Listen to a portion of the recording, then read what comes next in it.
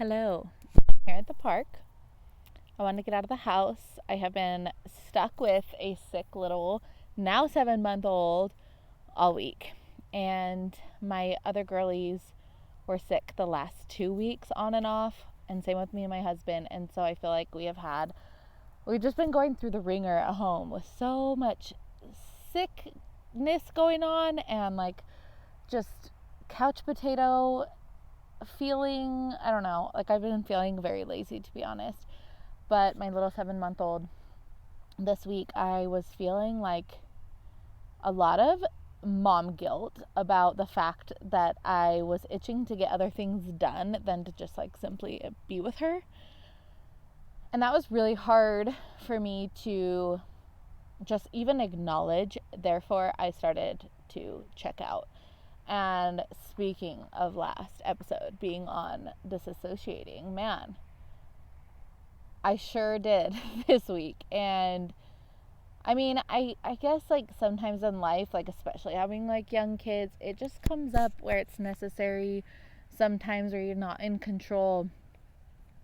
But man, this felt like a challenge almost. I felt challenged because every time I felt like I saw the end of my little baby feeling better, the end in sight of me getting back into normal routine, she all of a sudden got a new symptom or hit some sort of a new little milestone in this nasty cold. And anyways, my girls got what seemed to be a flu, more of a flu type of a thing the last couple weeks, and same with me and my husband. And so this was totally different, and it was rough. And I got extremely, extremely dull.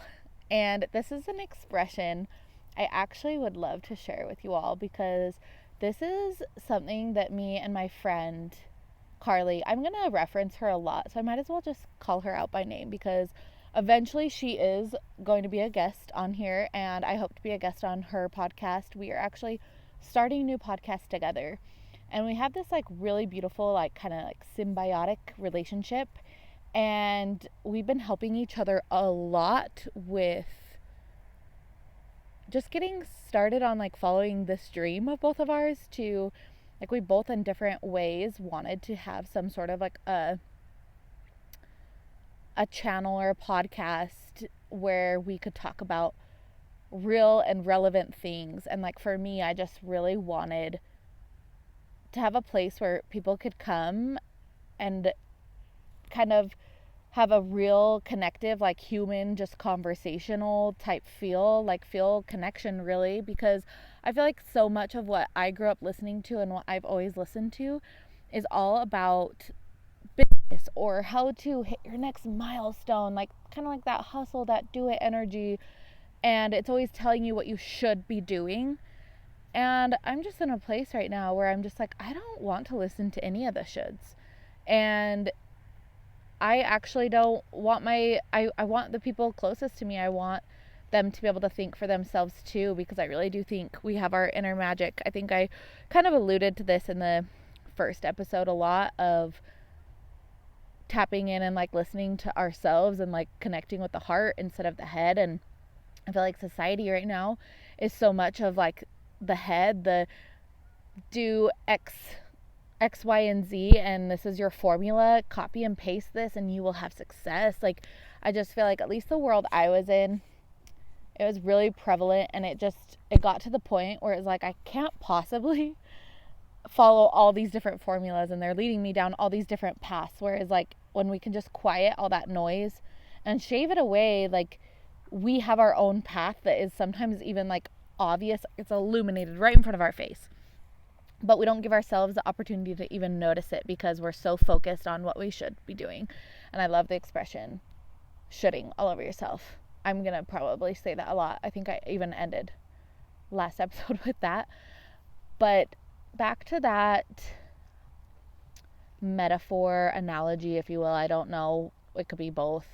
So my friend Carly, she and I have always both struggled with connecting with self-care and giving ourselves the freedom to give ourselves time and like focus on what we need versus like our family. And a friend of hers, actually, this is an extension of one of her beautiful souls in her life that I really, really just love, and really just am appreciative for their relationship too. She has so much wisdom to share also. And she was telling Carly, she said, and this is me paraphrasing, okay? But what I remember from it is, if you're trying to chop down a tree, the irony that I'm sitting under a tree right now, and you are using an axe and you take 5 minutes to sharpen this axe, chances are you're going to chop down this tree way more efficiently. And or you can continue to try and chop down the tree with a dull axe, and you can basically like mangle it, and you eventually will chop down this tree, but it will not be as clean, or it won't be like as efficient. Probably it will be way slower. And yes, you will eventually chop down this tree and accomplish whatever you're setting out to accomplish. However, if you take that 5 minutes, just like a couple minutes out of your day to sharpen that axe, you will tackle whatever is in front of you way faster than you ever thought. And so her and I, this stuck out to us so much that we started to pretty much bring it up every single day, because I do believe there is a balance in your every single day life where you do need to take time for yourself, whether that's like those deep breaths, and like it can be as simple as that, like literally 5 minutes of just stepping away from whatever you're like entangled with and feeling like really frustrated about, or you're really feeling burnt out, or you feel like you need to kind of recharge, whatever it may be. And just taking a couple steps back and simply taking some deep breaths. Like that is like the most simple form. But anyways, so we have started to say, I feel really dull today, or I feel really sharp. We've kind of shortened it and paraphrased that comparison, and like but it reminds us of this story. And she will often say to me, girl, you are trying to chop down that tree with a baseball bat right now. And I think that also came from her friend, which is so funny, but it's true. And like I will now say that back to her, and I'm like, man, I got my freaking baseball bat out, which is so fitting for me. And my beat up stick, if you watched last episode, that's like my inner dialogue of how I talk to myself. Is when I like really try to vocalize what goes through my head, it usually comes out way worse than I even think it is. And it comes out like really yucky, and it's like, man, like I say that to myself. Like it's almost like unbelievable. And then I found like if you try to speak it out and articulate it out loud too, sometimes I have a loss for words, because I'm like, man, I can feel it in there, and it's stewing, and it's like festering, but I don't even know how to put it into words. And so that has been actually really, really important for my journey, is like just simply speaking things out and having a community where I can do that. And that is like one of the best ways I get sharp. And if you guys are familiar with like the feminine and masculine and how we kind of thrive, women, we need community to thrive, and men, they're fine with individuality, and they are fine with the simplicity of individualism. Like they don't need community the way we do, like the connectivity the way we do. And a good example of this is like, have you ever gone to a girls' night? This is an example a past mentor of mine used to say all the time, and this is what made it click for me, so I'll share this. So she would compare it to like having a girls' night, and where the women's conversation can be so circular, like it goes all over the place. Like it can be like, okay, so we're going to talk about A, B, and C, and then we're going to skip over to hashtag, and then pound sign, and then we're going to circle back to D, and like we can come full circle and we can connect. And like when we're in that heightened energy of like talking to each other, we don't skip a beat. We're just like, yeah, I'm with you. Whereas men, like they walk into the room and they're just like, okay, like I'm going to let you girls have like your girls' night. And then we usually walk away from girls' nights feeling really recharged. I mean, it can just be like a one-on-one lunch too, like just having the connectivity, just in general, and with other women, and having a community with women that share similar thoughts, or like maybe they're even at a similar place in life where you guys just like vibe at the same vibration. Like, those relationships. Like, I have relationships that I walk away buzzing from, right? And you just heighten each other, and you walk away feeling sharp. Well, Carly is one of my most prevalent, like, conversationalist relationships. I don't know if that even makes sense. We talk a lot with each other, and we process a lot. And just by giving each other permission to like speak what's festering and what's stuck in each other's heads, it's incredible how it just kind of moves, and it can just kind of dissolve or dissipate. Or Carly will say, like, if you bring something to the light, it like will literally dissolve. Like, you bring something from the shadows or from the dark and you shine light on it, it can like dissolve and we can move forward. And I think that's really beautiful. And so we've been really leaning into that together. And that's been a really, really important aspect of my day to day. And so this week, I felt so freaking dull. And I think I felt so dull because I've been missing my connectivity. I actually had a couple lunches on my calendar too. Like, that is something I really love to do. I have a lot of like relationships that I really value, and we will meet up. It seems like almost like quarterly. Like, I always joke with my girlfriends, like, we meet up once a quarter or even every 6 months, but it's like those relationships that it's like you never skip a beat. Like, it doesn't matter. Again, like the circular, like, communication and the community, right? And we get together and we get recharged from each other. And I had to cancel a couple of those this week, and I was really sad about it, but I was also trying to like listen to what I needed, and I needed to be with my baby, and she was not comfortable enough to even like go out of the house. Like, have you ever had like a newborn that has like that scratchy throat to where like they'll cough and then they start crying because the cough hurts so bad? She started off with that, and then she started to escalate to have like a runny nose and like a bad fever for like days and days in a row, and it was just like really sad to watch. And so I know I'm recording at a park, so you're probably going to pick up on some other noise because there's some people walking around me now. It's getting busy. But anyways, just simply having like this story like in my toolbox of sharpening the axe and like being sharp, and a friend also that like reminds me that I sound dull, or that I need to be a little bit recharged, I need to work to stay sharp. It's made a big difference in my life, and I just want to also share, like, no matter what, I think ultimately it takes practice to learn anything new, right?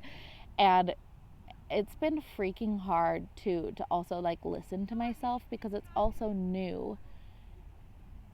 And I've had a really hard time, like, even when I am dull, admitting that I'm dull, because I turn to the disassociating. And it's really interesting, the disassociating for me.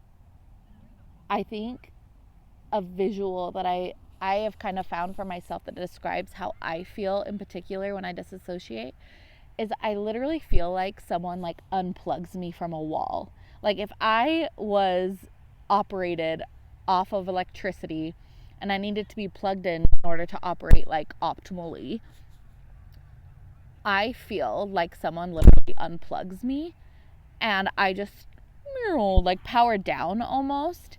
And like, that's how I disassociate, is I just kind of become numb. And it's to this level though where I don't even realize I'm doing it, only as of recently, like, honestly, through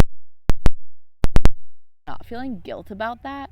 And honestly asking for help, and honestly, like, coming from a place of being honest with myself, I guess, is what I'm saying by starting those out with the word honestly. Because I think being, like, we lie to ourselves a lot, and I'm going to own that. I guess I lie to myself a lot, right? Where I tell myself everything's fine, or I tell myself I can power through, or maybe I even tell myself that I'm making it all up. And that is the epitome of my beat up stick, is placing blame on myself. And it's never, like, for me, it's never about other people and other people doing things wrong. It's that I make them do things wrong. And so I guess I'm just sharing, like, kind of these inner thoughts, because not too long ago, like, I literally did not know that this existed, like, that the dialogue in my head, this beat up stick, that it even existed, let alone that I could talk freely about it with someone that I trusted and, like, hold dear and close, and that it would only make me feel more safety, and that I was almost, like, trying to, I don't think this is 100% the right expression, but I've heard this a lot, of, like, trying to lone wolf it. Like, I'll figure it out on my own. Like, I've got this. Like, and there's this book called The Surrendered Wife that Carly and I have been reading regularly and trying to, and it's by Laura Doyle.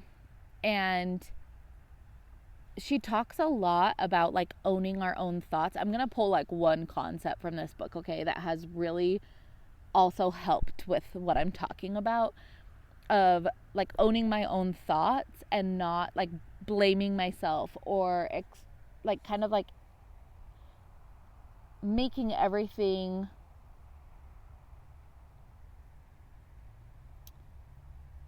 trying to avoid making anything about myself, like, because that's selfish, or whatever you tell yourself. Like, and I don't even know if my inner dialogue says that I'm selfish. It just tells me that I need to be inclusive, I guess, and that I want people to feel included, and that I want people to feel loved.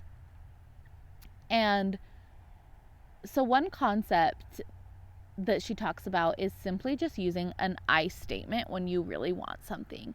And I, like, was laughing out loud reading this section, because she was like, and she does talk about the context with husbands, okay? It's obviously called, like, The Surrendered Wife, but it's crazy. It just applies everywhere in your life and to everyone that you're in close contact with. And for me, I used this with every single relationship I have, like, with my parents, with my siblings, with my kids, with my husband, certainly, obviously, and with my friends. Like, so, like, literally everyone in my life, okay? I always make ideas. Like, if I want to do something, I never use an I statement. I always say we or do you. So it's like, an example of this is, like, if Mitch and I, my husband, are going on a date night, and I'm like, should we go to this party, or should we go to this place to eat? When in my head, I really want, okay, let's get more specific. Like, let's say in my head, I really want sushi, okay? And I say, should we go get sushi tonight?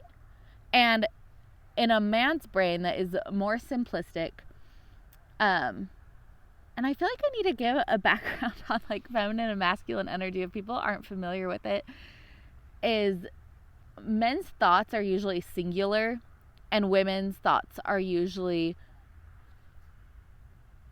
circular. I guess this is I guess this is the same analogy I shared last time, as, like, men have, like, compartments, right? Where they can, like, open a single thought, and they open a single compartment, and it's like, okay, let's deal with this thought. Okay, well, this thought's closed. Let's move on to the next thought. And then women are like that ball of wire. Again, like the girls' night, right? Like, we're the girls' night where we can just skip over here, and then back, and then circle back over here. Well, men usually want to, like, finish a thought and go A, B, and C, and then go straight to D. Like, it's usually pretty orderly, right? And And so when I say this to Mitch and I say, like, do you want to get sushi or should we get sushi? He, in his mind, if he doesn't want to get sushi, he's just like, no.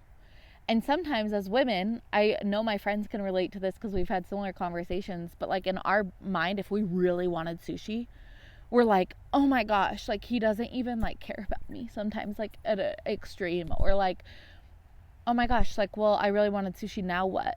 Whereas this book is like, try using I statements. Say, I would really like to have sushi.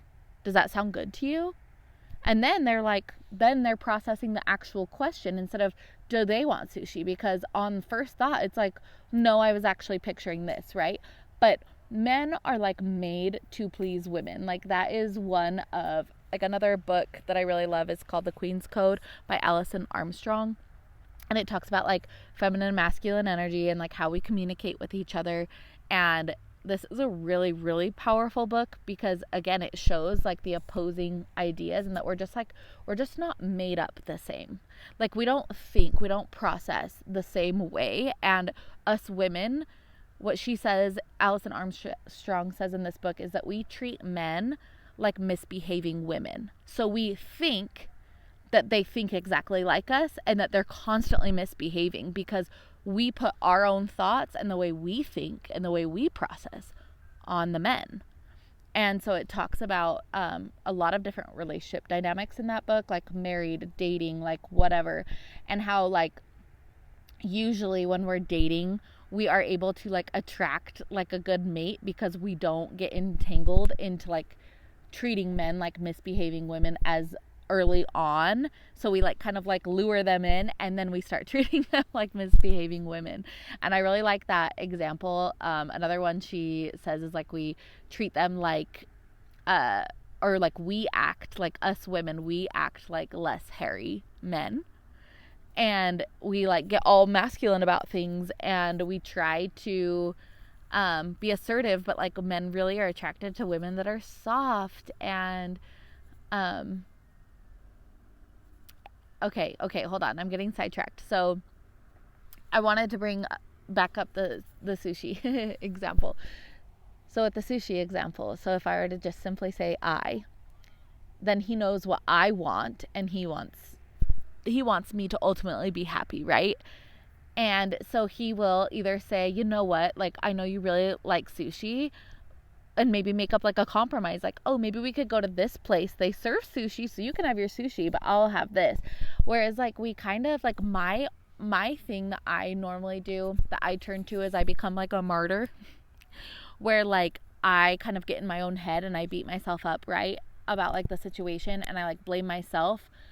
And I know like it's, the example here is like really simple, but it like applies to just everything. Like even on the weekends, like us having 3 little girls under 5 years old is a lot on weekends, and we don't really get a sleep in. And Mitch and I like butt heads a lot because we do try to let one person sleep in one day and then the other person. And sometimes that just doesn't work out because our kids want mommy and it's my day to sleep in, or our girls really want to go wake up daddy so he can be up to watch a show or to make breakfast or whatever it is. And it doesn't always work out that way. And sometimes instead of simply just speaking out loud like what I want and like telling Mitch like, hey, I would love to sleep in because I'm so exhausted, I make it about the we or do you think. And the way Mitch's brain works is not like mine, and so he will answer me honestly and like what he thinks. And it's not always in alignment with what I think because I have another thing called diffused awareness, which when I learned about this, man, I was just like, holy shit, this explains so much about why I get like overstimulated a lot of times with our girls. And men, they can have diffused awareness, but not to the extent that we do. But have you ever like for me, some examples, like in my office, if I'm recording, which is one of the reasons I'm here actually, it's currently covered in laundry, and I cannot work in my office unless the laundry is completely like picked up and at least moved into another room or put away. Whereas Mitch, he currently has in his office, he has like our formal office is where he works out of, because since COVID, he has been able to work from home every day. Excuse me. Some acid reflux coming up.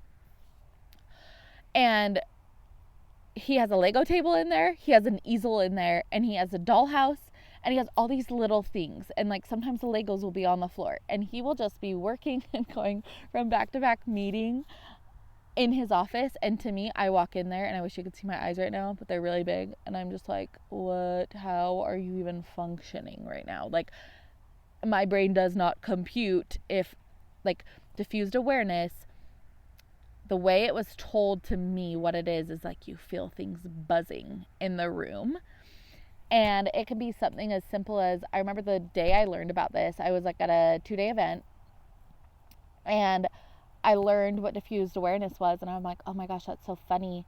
And I got home and I was looking in the fridge because it was a really long event, and I was so hungry, and I literally could not get food out of my fridge until a letter on my freaking letterboard that was like in my eyesight was not crooked anymore. Like, it was almost like it had fallen down, and Mitch tried to fix them or whatever, and I think it was even like XOXO because it was around Valentine's Day, and like one of the O's was like a thing lower, and I had seen it when I first walked in, like kind of like subconsciously like saw it, and it was almost like in my brain buzzing, and I could not find food until I fixed this dang letter. So random. Another example is like Mitch and I don't deal with this as much, but I do know, like, even when I lived at home, that this certainly happened, is like laundry being on the floor. Like, men will just like walk right over it sometimes and not even see that like there's things accumulating on the floor maybe, and like us women, we have to go in and like sweep and clear like the whole room and like throw everything in the hamper, and like and then we get mad at them, and they're like, I literally did not see it. Like, I literally didn't see it. And we're like, how? You have been walking over it for days or however long, right? And again, we're just like built differently. And so like so these two books, they outline kind of those differences, and it's really helpful because then you can like love and respect your partner for like who they are and like the way that they think. And like once you understand that, you don't like treat them like they're misbehaving all the time. And it is so true. Like, for the longest time, like a lot of our combativeness, like Mitch and I still deal with this, okay? Like every single day. But when I'm sharp, it goes completely different. When I'm dull, however, old habits, me jumping down Mitch's throat about something that's so minor, like that stuff happens, and I'm like, wow, like I really do almost respond to like almost every single thing he does. And another thing that stood out to me in that's kind of coming up in Alison Armstrong's book, this one is in Laura Doyle's The Surrendered Wife. She says to just like let your man make decisions and show him that you trust him. And guess what? If you don't trust him about something, like go talk about that with your girlfriends, or like he needs to be shown that you trust him. And me thinking about my own relationship with Mitch, like when we were dating, I would have never ever commented on some of the shit I comment on now. And then once it's like pointed out, it's just like so in my face. Like, and one of the examples she uses is like, if he freaking misses the exit, you're gonna let him drive and drive and drive until he says something. And like, you don't need to point out that you're 5 exits back or whatever. You're gonna drive across the fucking border before you say something.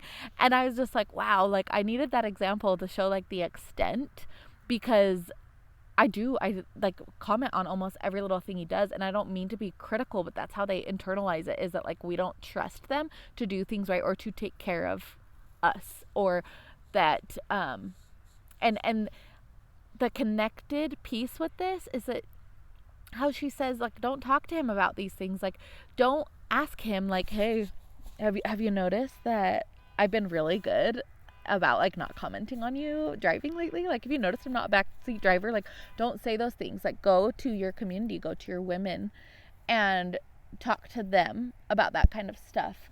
And I was also noticing, like, when I was really struggling with like my transition away from working with my family, I would come to him with everything, and he literally did not have the capacity to like handle the conversation, essentially, because I'd start talking about one way I felt, and that would lead me to another way that I felt, but I never finished my first thought. And I would just kind of download and dump all of my feelings on him, and he's just like, whoa, girl, like, this is a lot for me. And then next thing I know, I'd be talking forever, and he didn't even, like, all he'd be doing is like listening and like maybe throwing in a yeah or a every once in a while, but like no commentary. Whereas like girlfriends are like, no way, or like, wait, hold on, tell me more about this. Like, and I know obviously there are some men that tend to have more feminine qualities, and there are women that tend to have more masculine qualities. And so there is a mix. And so this is like more generally speaking. But the more feminine we're able to be, like in our true like feminine state, the more we can allow our partner to step into their masculine state. And like feminine balances masculine, masculine balances feminine. Like we literally are attracted to each other and we seek each other out. And so often when I am reading these books or learning this information, I think of like dating Mitch and I versus married Mitch and I. And when we were dating, man, were we in our true, like, I was much more naturally feminine without realizing it, and he was much more masculine, and he was able to take that space, and I was able to fill the void of the feminine, and we balanced each other out really well. And then we get into our marriage, and things just get more convoluted. Like, things are all mixed, and now we have a home to take care of, we have children to take care of. And anyways, I kind of want to take this to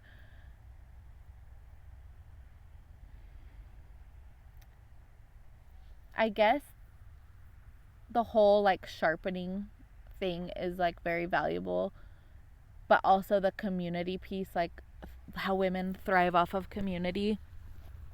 I think I just really want to acknowledge that, because I think we tell ourselves a lot, like as women too, that like once we get married or once we have kids, like those are our new friends. Like, or I mean, I remember growing up and my mom just being like, I just don't have friends. Like, me and your dad are business partners. We're in business together. And like, he's my best friend, which can also be true. But as I've gotten older, I would say me and my sister have become my mom's community too. And she thrives in our one-on-one time. Like, she just even came over yesterday to like see how my youngest was doing and to check in. And I was so charged by like this. I don't even know how long it was, because when you are in a place of like true connection, time just tends to like really fly by. And all of a sudden, like if you're at a lunch or like my mom's visiting, it's almost like, oh, we gotta go. And Mitch and I were taking the girls to or we were going to pick them up to take them to gymnastics. And I just remember being like, oh my gosh, I just could talk to you for hours and hours and hours, right? And she feels the same. And so maybe that's something that like maybe I just grew up with, was hearing like that my mom never had friends. And I think I translated that maybe to like, I don't need friends. But I do see that quite a bit in some of my close relationships, is like we keep these one-off relationships, but we don't necessarily like obviously have the friendships we did before we were married, or like keep in touch or see or go out as much, right? Because we have new responsibilities, new priorities in our life, and things just shift and they just change. And there's nothing wrong with that. It's just important to find new ways of fulfilling that and to help us stay sharp. And I will say, like, growing up too, like with my parents working together, I was like an interesting dynamic for me, because I always thought, I always kind of thought that I didn't need long-term friends as much as I actually have. Like, I have so many long-term friends, and they've just stuck. They've stuck with me, and they've been like such good relationships. And I think them working together, they kind of like tells that story. And I'm not gonna like speak for them. This is like just purely my observation, okay? Like, and so like I think people just kind of like fade it out, especially like when personal and professional lives kind of mix. I think things change quite a bit on that front because they become like intertwined and like entangled to the point where there's not really separation. And even when I worked with them, like when it became really confusing because they are some of my closest relationships, but they also are my work relationships. And so I would say when I worked with them, like my other relationships suffered more. I even remember thinking like I needed to prove something. I don't know. I was always in this like proving energy. Like, this is a theme of my life, okay? And just feeling like I constantly need to prove something and that it needs to be shown through production.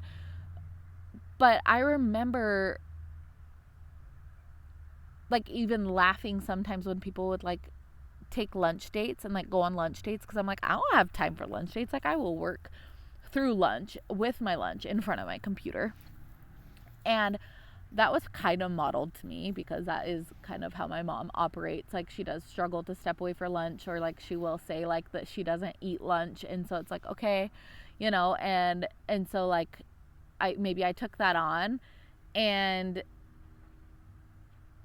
so like I never ever would go out with girlfriends for lunch. And then when I broke off from like the family dynamic and like working with family, I remember I like literally for like weeks in a row I would go to lunches with girlfriends for like, and I'm not exaggerating, 2 to 3 plus hours, because I was just getting so much fulfillment and kind of feeling like maybe I made up for lost time.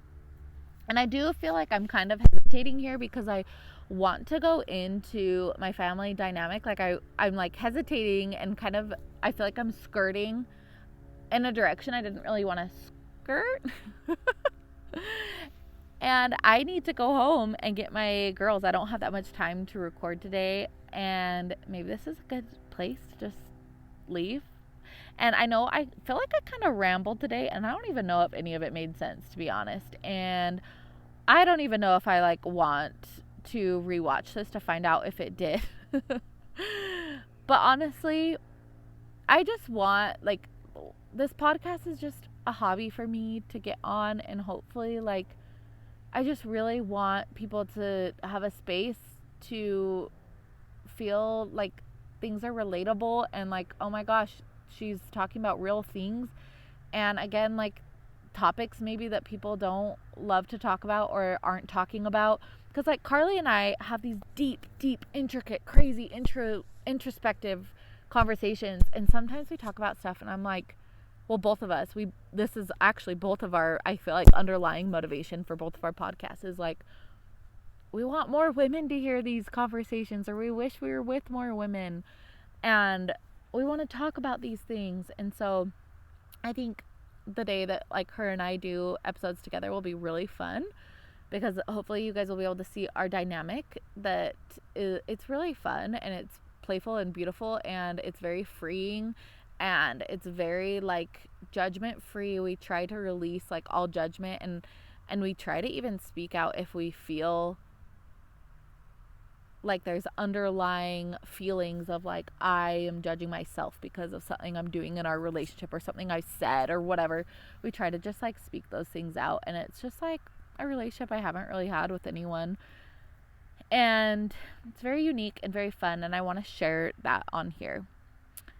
But I think that's all for today. If there is something that sticks, I am curious. Leave me a comment if there's something you want to hear more about. Sometimes I get worried about diving too deep into things. And then also I have an equal paranoia of, you didn't really explain what that means and that won't make sense to people.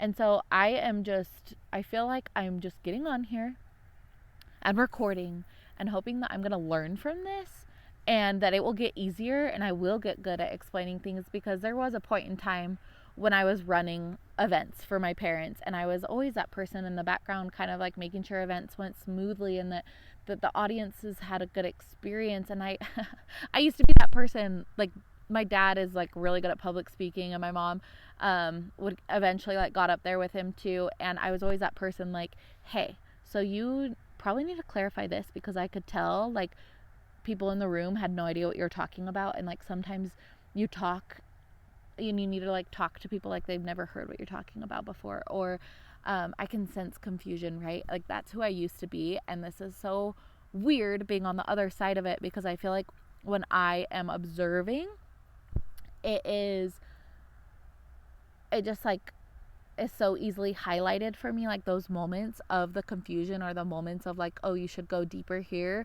or I think you're getting too far in right field, like let's take it back to center, like I don't know. And so I'm just exploring, and so thank you for giving me freedom to just be here, and I hope that people who have similar thoughts will just kind of stick around and hopefully grab some different thoughts and some introspection. I hope will start occurring for the individuals that listen to this too, because man, it's like my everyday life now of just how deep I get. I used to do that numbing out and that checking out. It was in my everyday life, and I really didn't even realize how dormant I was, and like how just kind of going and going and going and proving something to someone at all times, instead of just like simply doing things for me and like what I find joy in, and following that joy and listening to what actually makes me feel like myself. Whew. Yeah. Identity, man. Like, I feel like with social media and that copy and paste culture I talked about at the beginning, like it is so easy to get so far away from who you really are.